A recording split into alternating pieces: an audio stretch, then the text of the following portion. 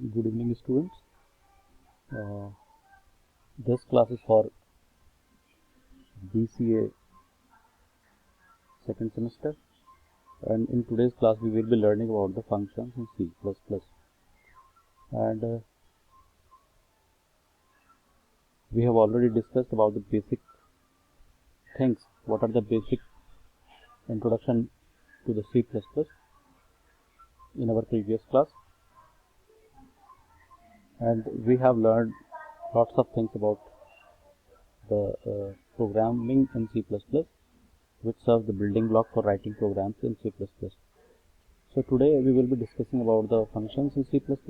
What are the functions? What are the different parts of a functions? How function can be called at function? How we can create functions in C++. So let us start with defining function. A function can be defined as a unit which contains some executable statements, and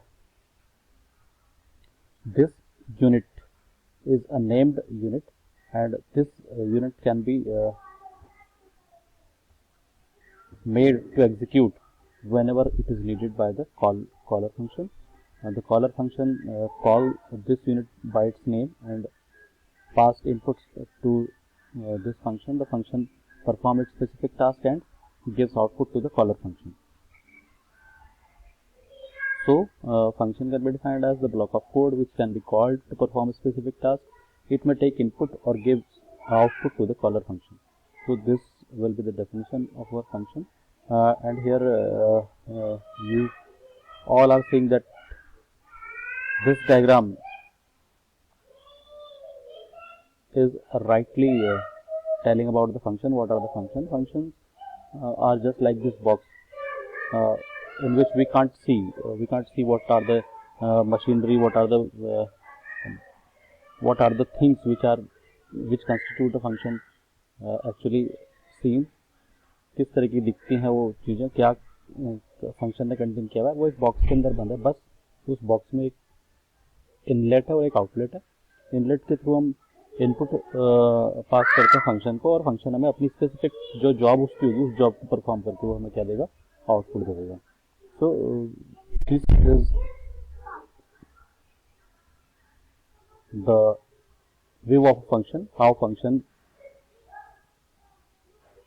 is used by the caller function. जो main function होगा, जिस function में ये function use होना है, वो किस तरह से इस फंक्शन को देखता है, कैसे उसको यूज करेगा. Here I have written a program which gives the idea about the function. Here I have written a function with name add. This function takes two arguments, and name are not written over here. The main function calls this function by giving two arguments to this function, num1 and num2.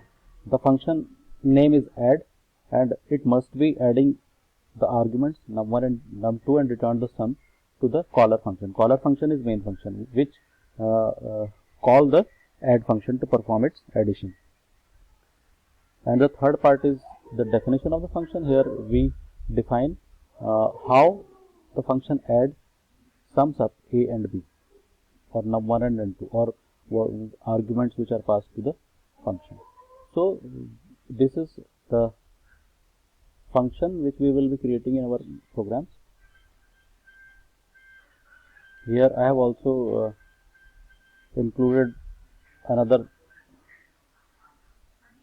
diagram for function input, and the function f is taking input x from the caller function and gives output fx to the caller function.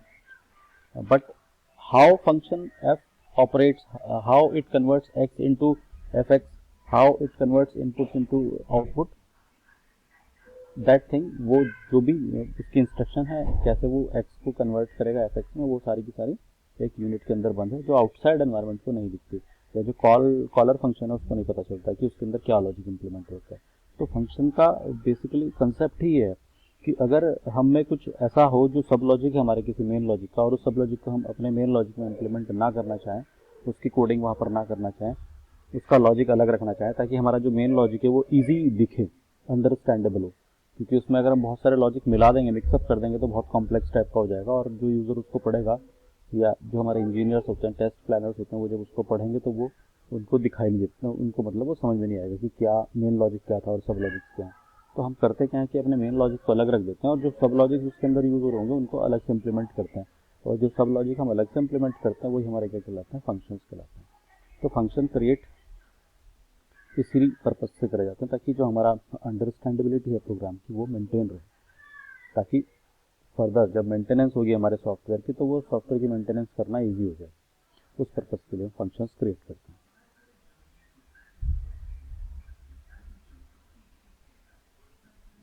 Then the next is what are the different types of functions in C++. Basically there are two types of functions in C++ which are supported by C++. These are the user defined functions and inbuilt functions. User defined functions are those which are created by the user, customized by the user, and they are used by the user. User here means a programmer who is writing the program, who is developing the software. So user defined functions are those which are created by the user and used by the user for implementing its software, for implementing its logic, implementing his or her logic. And built-in functions are those which are built into the compiler, which we get from the developer of the compiler. जो compiler जिसने compiler लिखा होगा उसने already कुछ functions बना के दे रखे हैं, वो हमें लाइब्रेरी में मिल जाता है, हमारी जो कंपाइलर की लाइब्रेरी है उसमें मिल जाता है, जिसको हम स्टैंडर्ड लाइब्रेरी कहते हैं, लाइब्रेरी फंक्शंस की फॉर्म में और हेडर फाइल्स की फॉर्म में और DLL फाइल्स की फॉर्म में। तो वो हमारे प्री डिफाइंड या इनबिल्ट फंक्शन होंगे जो पहले से बने बनाए प्री डिफाइंड हैं C++ के अंदर। दो कैटेगरी है फंक्शंस की, यूजर डिफाइंड और built in function. User defined function में कस्टमाइज्ड फंक्शन होंगे जो यूजर क्रिएट करेगा, और किस तरीके का लॉजिक उन्होंने इंप्लीमेंट करना होगा, क्या कॉम्प्लेक्सिटी होगी, वो सब चीज़ें देखिए। और जो प्रीडिफाइंड फंक्शन है वो library functions, declaration header files के और DLL फाइल्स, ये हमारे प्रीडिफाइंड फंक्शन हैं। So next comes with the parts of function. Parts, एक फंक्शन के क्या क्या पार्ट्स होंगे, मतलब अगर हम फंक्शन क्रिएट कर रहे हैं, एक सब लॉजिक क्रिएट कर रहे हैं अपने प्रोग्राम के लिए, तो फंक्शन अगर हम क्रिएट कर रहे हैं तो उसके कितने पार्ट्स होंगे, किस सिंटेक्स के थ्रू फंक्शन हम क्रिएट कर सकते हैं, कैसे फंक्शन को यूज कर सकते हैं। तो first part is the prototype of function, और it is also known as signature of the function. Signature और prototype is nothing but it is just an introduction to the compiler. Compiler के लिए एक introduction होगा ताकि हम compiler को ये लगे कि हाँ, क्योंकि कंपाइलर तो उसी चीज़ को पहचानेगा जो प्री डिफाइंड है। हम अपनी तरफ से कुछ भी देंगे तो हमें पहले डिक्लेयर करना पड़ेगा कि हम ऐसी कुछ चीज़ यूज़ कर रहे हैं। तो वही डिक्लेरेशन, जैसे हम वेरिएबल्स के लिए डिक्लेयर करते हैं कि भाई हम इस नाम का वेरिएबल यूज़ कर रहे हैं अपने प्रोग्राम में, तो इस जगह पे एरर ना दे। अगर हम बिना डिक्लेयर वेरिएबल यूज़ करेंगे तो कंपाइलर क्या करेगा, वहाँ पे एरर जनरेट कर देगा। तो अगर हम फंक्शन को यूज़ कर रहे हैं अपने प्रोग्राम के अंदर तो हमें पहले डिक्लेयर करना पड़ता है, कंपाइलर को इंट्रोडक्शन देना पड़ता है कि इस नाम का इस तरीके का दिखने वाला कोई फंक्शन है जो हम क्रिएट करेंगे, और बाद में आपको उसकी डेफिनेशन मिल जाएगी। तो कंपाइलर जब एग्जीक्यूट करता है, कंपाइल करता है प्रोग्राम को, एग्जीक्यूशन से पहले कंपाइलेशन हो जाएगा, तो जब कंपाइल करता है प्रोग्राम को तो वो उस जगह पे एरर जनरेट नहीं करता जहाँ पे वो फंक्शन हमने कॉल किया होगा या जहाँ पे हम फंक्शन को डिफाइन करेंगे, क्योंकि फंक्शन की डेफिनेशन कहीं और होगी और उसकी कॉलिंग कहीं और होगी, और एग्जीक्यूशन स्टार्ट होना हमेशा नहीं से। तो इसलिए प्रोटोटाइप जो है वो फंक्शन का जस्ट एक सिग्नेचर होता है जो हम कंपाइलर को उस फंक्शन को इंट्रोड्यूस करने के लिए बताते हैं। तो ये स्टार्टिंग में लिख देते हैं, या तो हम ग्लोबल एरिया में लिखेंगे इसको या फिर मेन के अंदर लिख देंगे। स्टार्टिंग में सबसे पहला स्टेटमेंट जो होगा मेन के अंदर या मेन के ऊपर ग्लोबल एरिया में हमारा फंक्शन का प्रोटोटाइप होगा। फंक्शन का प्रोटोटाइप कैसे लिखते हैं, क्या सिंटेक्स उसका, वो मैं अगली स्लाइड में बताऊँगा। नेक्स्ट जो पार्ट है फंक्शन का वो है डेफिनेशन। डेफिनेशन एक्चुअली डिफाइन करता है पूरे के पूरे फंक्शन को।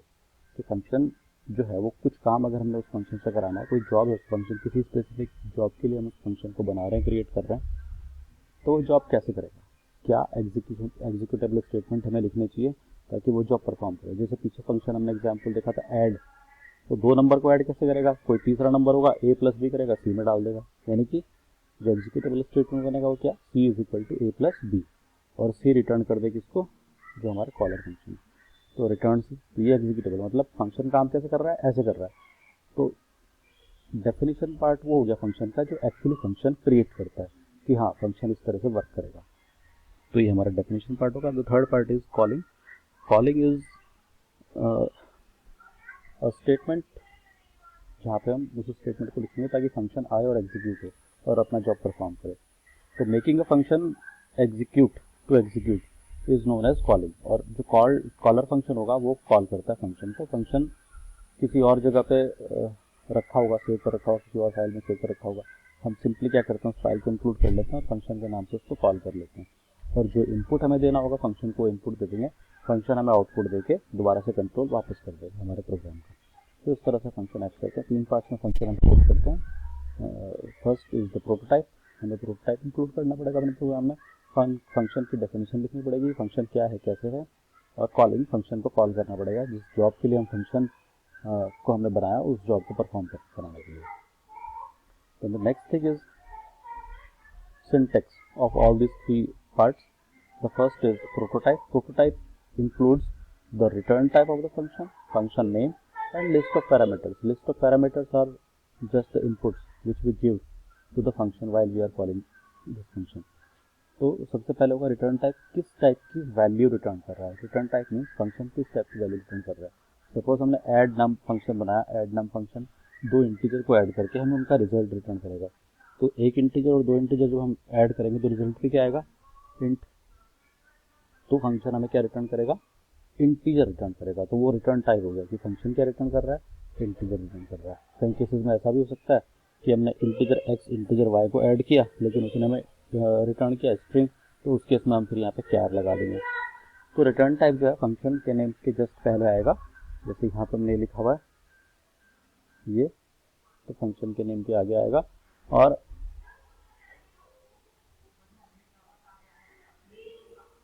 उसके बाद फंक्शन का नाम, जैसे हमने ऐड नाम यहाँ पे लिख दिया।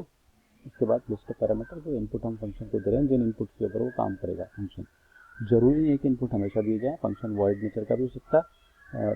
वॉइड नेचर मतलब कि फंक्शन कोई भी ना तो कोई वैल्यू रिटर्न करे, कुछ मैसेज प्रिंट कर दे सिंपली, और ना ही कोई आर्ग्यूमेंट एक्सेप्ट करे या पैरामीटर ले, कोई इनपुट ले। इनपुट नहीं देंगे तो हम ब्लैंक छोड़ देते हैं इन पैरामीटर, इन पैरेंथेसिस को या इन ब्रैकेट्स को, और अगर कोई आर्ग्यूमेंट देना तो इनके अंदर वो आर्ग्यूमेंट हम लिख देंगे जो आर्ग्यूमेंट हम उसको पास करें। यहाँ पर मैंने लिखा है कि see the semicolon at the end. तो जो फंक्शन का हम प्रोटोटाइप देंगे, प्रोटोटाइप हमेशा फंक्शन की पहली लाइन जो हेडर है फंक्शन का, वो हेडर होता है और हेडर को हम सेमीकोलन से टर्मिनेट कर देते हैं, तो वो हमारा बन जाता है प्रोटोटाइप। तो हमने क्या क्या लिखा है इसमें, इंटीजर रिटर्न टाइप, ऐड नाम फंक्शन का नाम, इंट एक्स पहला पैरामीटर, इंट वाई दूसरा पैरामीटर। कितने पैरामीटर हो सकते हैं, 0 से लेके कितने पैरामीटर किसी फंक्शन में हो सकते हैं, और लास्ट में हमने सेमीकोलन से इसको टर्मिनेट कर देते। तो ये हमारा क्या बन गया, प्रोटोटाइप बन गया फंक्शन का। Next is parts of function, syntax for definition of function. Definition of function is full form of the function. Function की पूरी फॉर्म क्या है फंक्शन और कैसे काम करेगा। तो इसमें रिटर्न टाइप आएगा, फंक्शन का नाम और लिस्ट ऑफ पैरामीटर जो हमने प्रोटोटाइप में दिए वही सेम, बट यहाँ सेमीकोलन से ऐड नहीं करेंगे इसको। इसकी बॉडी स्टार्ट हो जाएगी, जो फंक्शन की डेफिनेशन उसकी बॉडी स्टार्ट हो जाएगी। और बॉडी हम स्टार्ट करते हैं किससे, हमारे जो पैरेंथेसिस हैं उनसे, पैरेंथेसिस ओपनिंग ब्रेसेस और ब्रेसेस जो ओपनिंग ब्रेसेस है और क्लोजिंग ब्रेसेस है, और बीच में हमने जो उसकी बॉडी होगी फंक्शन की, उसमें जो भी स्टेटमेंट्स हमारे होंगे, जितने भी स्टेटमेंट्स होंगे वो स्टेटमेंट्स, और रिटर्न अगर कुछ कर रहा होगा फंक्शन तो रिटर्न स्टेटमेंट आ जाएगा वैल्यू के साथ, जो वैल्यू को रिटर्न कर रहा होगा। ठीक है, तो इस तरह से जैसे यहाँ पे एग्जाम्पल लिखा हुआ है, वो जो ऐड नाम हम फंक्शन कुछ एग्जाम्पल दे रहे थे वही यहाँ पे add num int x int y, 2 parameter हैं एक्स और वाई, उनको एक्सेप्ट कर रहा है। ऐड नाम फंक्शन का नाम है और इंटीजर वैल्यू रिटर्न करेगा, रिटर्न टाइप इंट है। हमने यहाँ पे एक और इसकी बॉडी स्टार्ट करी और एक और इंटीजर डिक्लेयर करा z is equal to x plus y. तो फंक्शन ऐड नम जो है वो 2 नंबर को सम अप कर रहा है। कैसे सम अप कर रहा है, एक्स प्लस वाई करके, और किस में डाल रहा है, वैल्यू जेड में, और उस जेड की वैल्यू क्या कर रहा है, वो फंक्शन रिटर्न कर रहा है। तो जो भी फंक्शन इसको कॉल करेगा, ये फंक्शन जेड वैल्यू एक्स और वाई को जोड़ के जेड वैल्यू को रिटर्न कर देगा। एक्स और वाई जो है यहाँ पे फॉर्मल मतलब वेरिएबल्स की तरह ऐड कर रहे हैं। जो फंक्शन कॉल करेगा वो जो भी वैल्यू पास करेगा वो एक्स और वाई में कॉपी हो जाएगी। ठीक है, तो इस तरीके से जो है